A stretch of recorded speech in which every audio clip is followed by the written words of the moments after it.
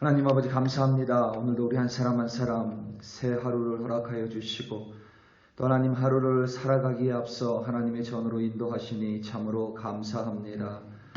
오늘도 하나님 우리에게 성령을 허락하여 주셨으니 성령을 의지하고 성령을 신뢰하며 성령께 묻고 성령께 들으며 성령과 함께 동행하는 우리 한 사람 한 사람으로 인도하여 주시옵소서.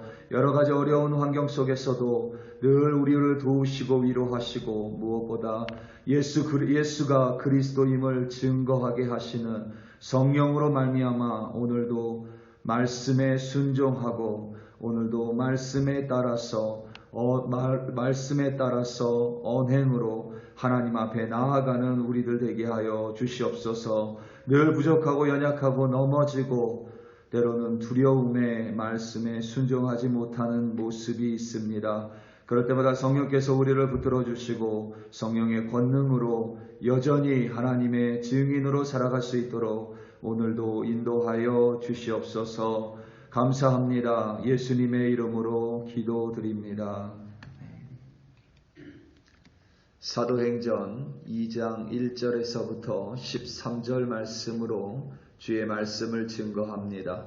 우리 다 함께 보시겠습니다. 능력받는 새벽기도, 응답받는 새벽기도, 성령과 함께하는 새벽기도. 할렐루야. 아멘. 6월 남은 기간과 7월 그리고 8월까지 사도행전으로 새벽 예배의 말씀을 나눌 것입니다. 작년 주일 예배에서 사도행전을 나눌 때에 사실 1년이 좀 부족한 느낌이 있었습니다. 하지만 너무 길어지면 아무리 강해 설교라 해도 성도님들이 다소 지칠 것 같은 염려가 들었습니다. 하는 수 없이 1년에 맞게 계획을 세웠습니다. 그러한 마음을 하나님이 헤아려 주셨는지 8월까지 생명의 삶, 본문이 바로 사도행전입니다. 작년에 미처 나누지 못한 부분들을 중심으로 사도행전을 통하여 새벽 예배 주님의 말씀을 나누도록 하겠습니다.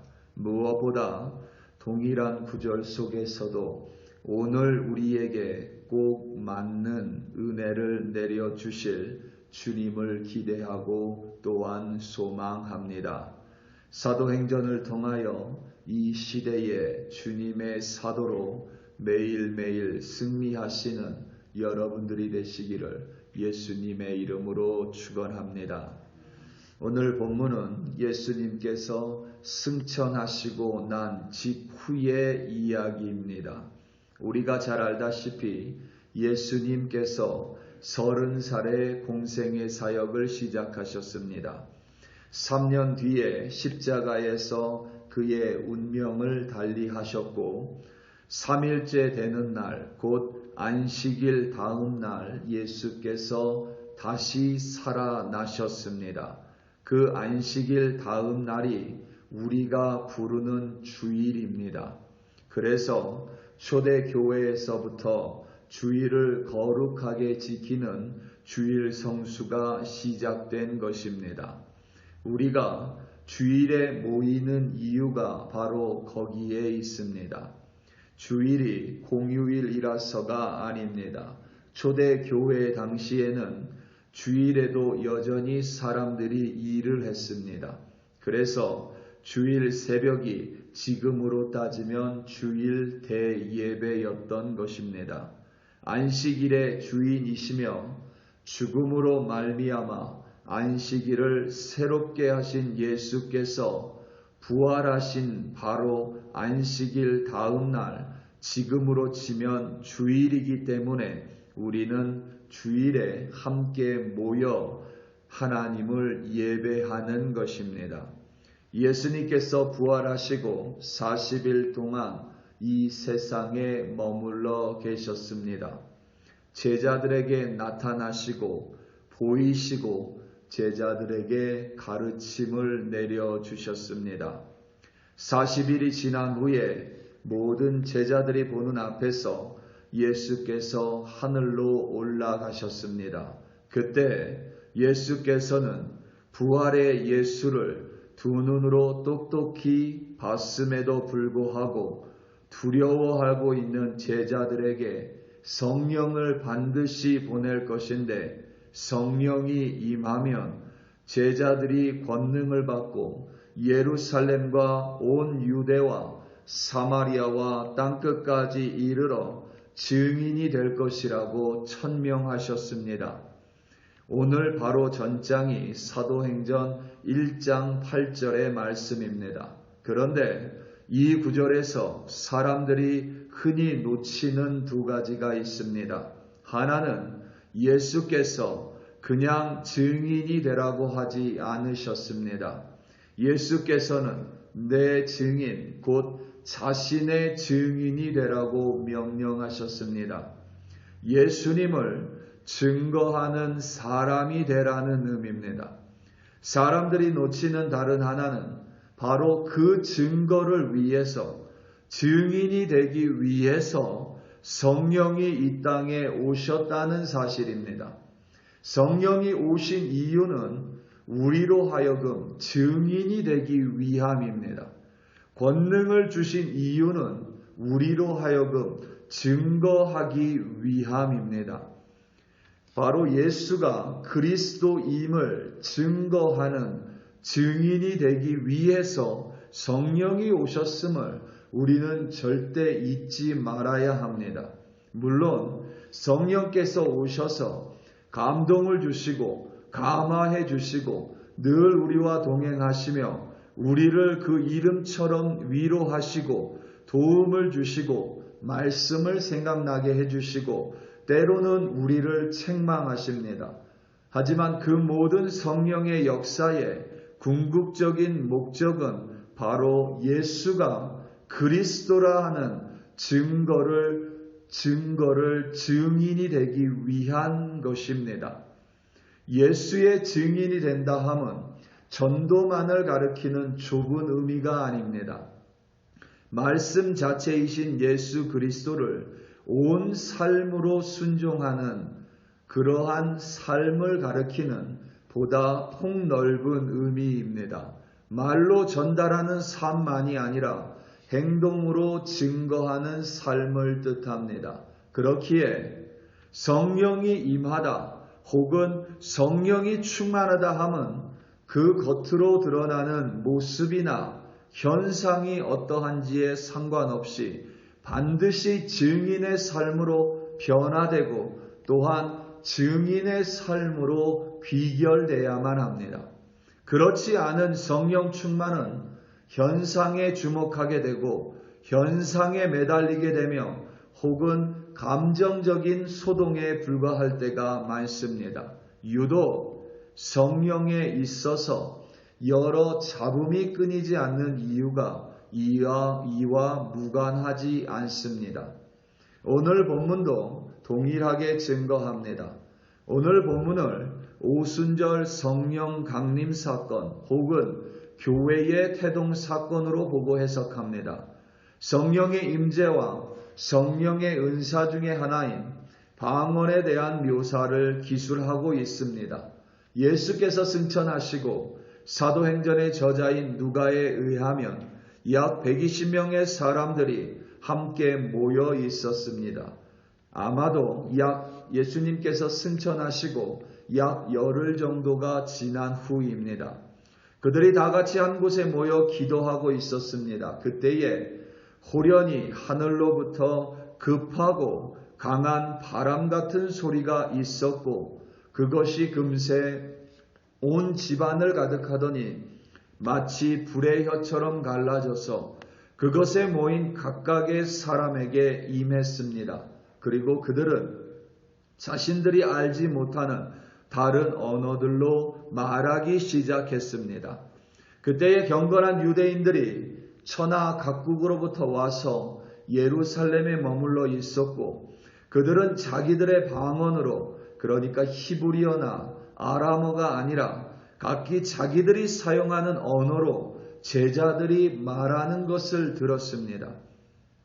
본문에 의하면 최소 15개의 다른 언어라고 볼 수 있고 대표성을 가지고 해석하면 모든 언어라고 말할 수도 있습니다. 여기까지는 우리 모두가 아주 잘 알고 있는 사실입니다. 성령의 임하심, 성령의 충만을 언급할 때면 항상 뒷받침하는 근거입니다. 그런데 오늘 본문의 가장 핵심은 예수님의 제자들에게 성령이 임하심으로 말미암아 그들이 방언을 했다가 아니라 바로 그 방언의 내용에 있습니다. 방언을 하게 된 이유가 오늘 본문의 핵심입니다. 바로 11절입니다. 그레데인과 아라비아인들이라 우리가 다 우리의 각 언어로 하나님의 큰 일을 말함을 듣는도다 하고 아멘. 하나님의 큰 일을 듣기 위해서, 그러니까 하나님을 모르는 많은 사람들이, 수천 명의 사람들이 하나님의 일을 듣게 하기 위해서 그것에 모인 다른 언어들을 사용하는 사람들이 하나님의 큰 일을 들어야만 했기 때문에 성령이 임하셨고 그들에게 방언이라는 성령의 은사가 임한 것입니다.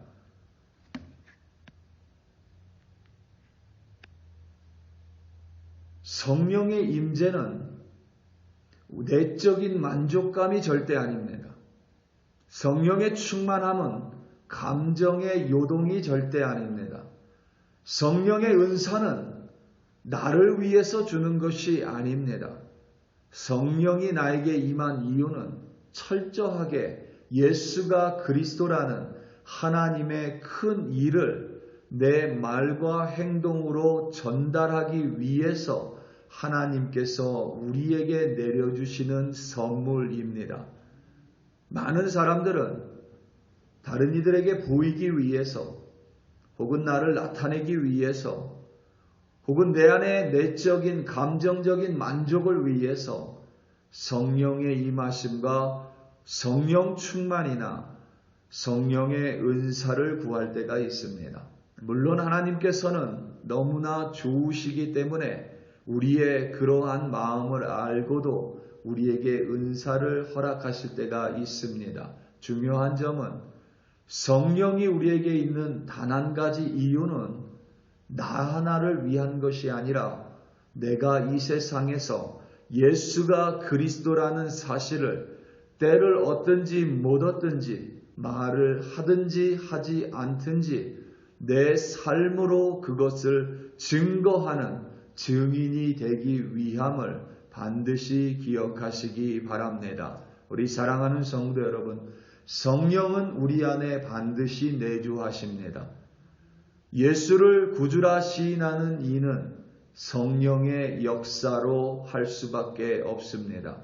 성령이 우리에게 있다면 우리는 오늘 반드시 예수 그리스도를 증거하는 증인으로 살아갑니다.